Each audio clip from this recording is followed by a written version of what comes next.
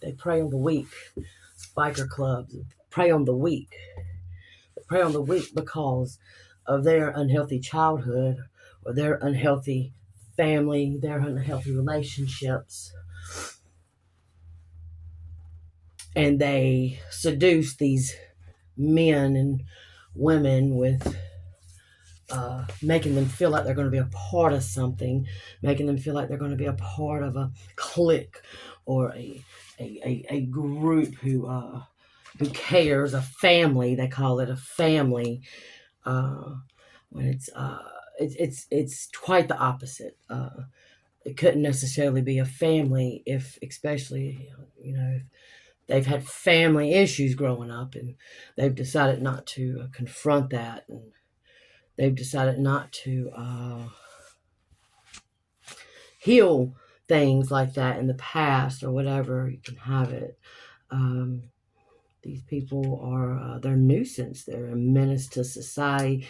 They're a menace to leadership, organizations, court proceedings. They're just a nuisance. They all have their own tactics, their own law, their own views, and they reel in these people who feel lack of, or who also feel empty, or feel like they have nobody.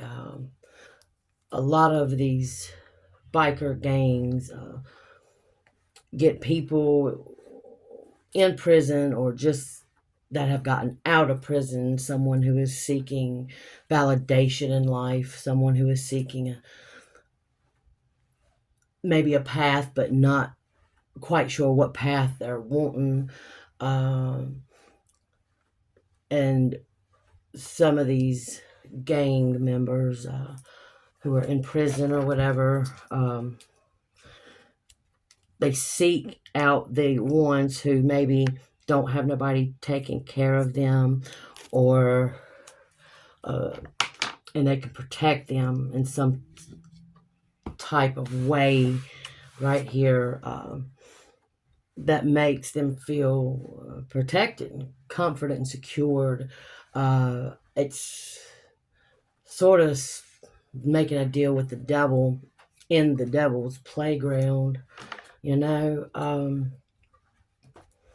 It's destroyed unionships, relationships, family ships, friendships. The biggest thing is these cliques. They don't really necessarily want to see the person who they have extorted out of their own human body, if you will, happy or prosperous, unless they had a hand in it. They want to have some kind of link or hand in these people's prosperity. And they only do that in case something falls short. They can, come back and say, well, I helped you get this house, or I helped you get this job, you owe me. They always have to have a tactic behind something. Hence is why they're insecure. Most women, not all, but, most women in these societies, in these cliques, in these organizations, have been abused previously, or have been abandoned by their father or something like that in childhood, maybe orphaned or adopted, or also maybe have been in some related affiliation of gang violence or drugs, selling, addictions, whatever. And they prey on these women who are actually quite gifted, but they manipulate them, and they move them and cross-contaminate their way of life, thinking that the man, the head honcho right here should be the God that they look up to, because they are the quote-unquote leader. Let me show you what I lead. And then they get on their bikes and hightail it to some poor misconstrued man and watch how they self-sabotage, or watch how they allow people or these people to sabotage their life. And these women watch these men pick up their pieces, when in all actuality it was their men who broke them down in the first place. So of course they're going to know how to pick the pieces up, because they're the one that broke the pieces apart. And so it gives the woman the security, the protection. They feel they're protected in a way that God couldn't even protect them as much as these uh, hooligan bike street gang people can, right? Why? Because they're badass, right? They're above the law.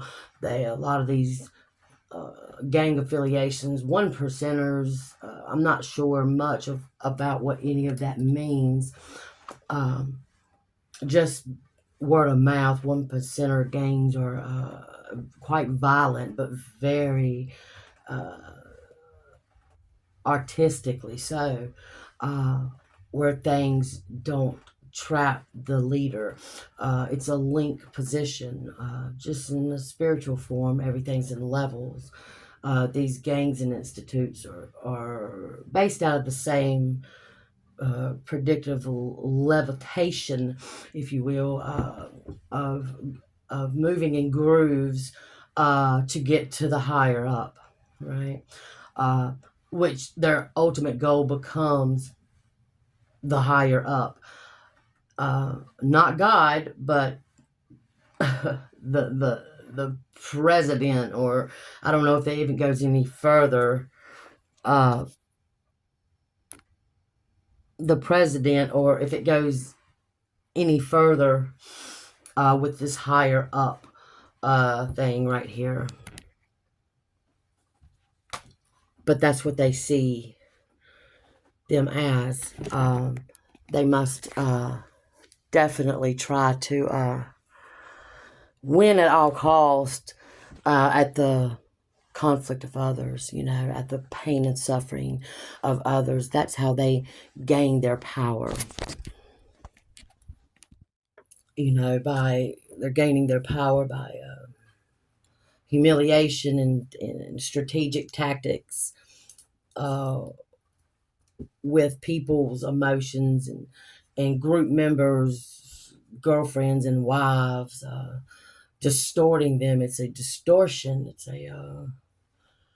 It also could be extortion.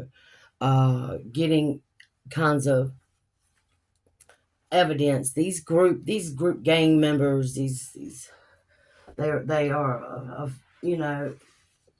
they're ones who have people, and they know people to get information on the little person, uh, claiming that they're going to make this little person big in some way. But not only that, if you're affiliated or dating inside a affiliation like this, just know that your private information will no longer be private. They if you're dating a man or a woman who is affiliated in these types of cliques, what they'll do is welcome you, but not with open arms. They only welcome you because you're with the person who's in the gang member, in the membership part, because these people pay money to stay there. Okay. I'm not sure what kind of family they think that is. You have to pay to stay, right? Or pay to play. And if you want to come out, you also have to pay. This is non taxable, non deducting, back story income that a lot of people have gained from. This is a lot of money, extortion at its finest.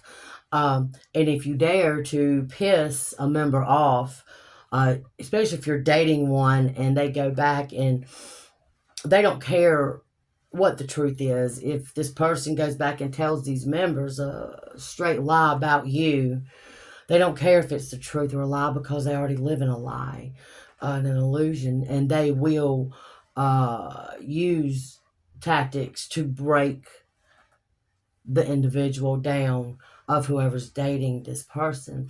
Um, And they do it in such a way that is graceful, if you will, to the point of unbelievable, right? Like, you could be so harassed and followed, and you could even contact your ex, say it's your ex, and let them know that, hey, something's going on with your group, you're being followed, and that person's not even going to, and that person is not going to believe you either. Just because at this point they're brainwashed into believing that they are gaining some kind of authority or level, or they're in a family who's protecting them, right? The same family who maybe protected them in prison and they didn't go without. Um, it's all a bunch of fuckery, really. It's all a bunch of stuck and stagnant, sad, lost souls, individuals who have no life other than their own. They're very egotistical. They're very self-centered. They're very manipulating. They're very calculating. And the wives of these women, of these gangs, are also. They know a lot and scared to disclose anything because of the affiliation that they know that their partner has with this gang. I don't understand, though, because ultimately at the end of the day, when you die, these people, they most certainly couldn't believe in God because of the things that they do. Are they not thinking when they die, who do they answer to for these quests that they've been missioned on by the devil? Purgatory is most adamant for these types of individuals, and unfortunately, if you're dealing with an ex or a lover or friend who are affiliated in such types, it's so painful to let go of it, because and you can see what's really going on, and they can't. I don't know who gets lost in what, where, but you have to move forward and not do things out of retaliation, because they'll come back harder to retaliate, and they enjoy it. They feel they've won. They feel that they've been victorious, right? But yet these people live in broke down homes with broke down families, trying to kill off the ones who are trying to live and survive and make it. These people see a lot of potential in maybe your person or your friend, and they can't have that potential. There's no way in fuck history can they have your person looking better than they are. That's all I gotta say. Welcome to the Way of the Word, where we talk, laugh, share, and try to help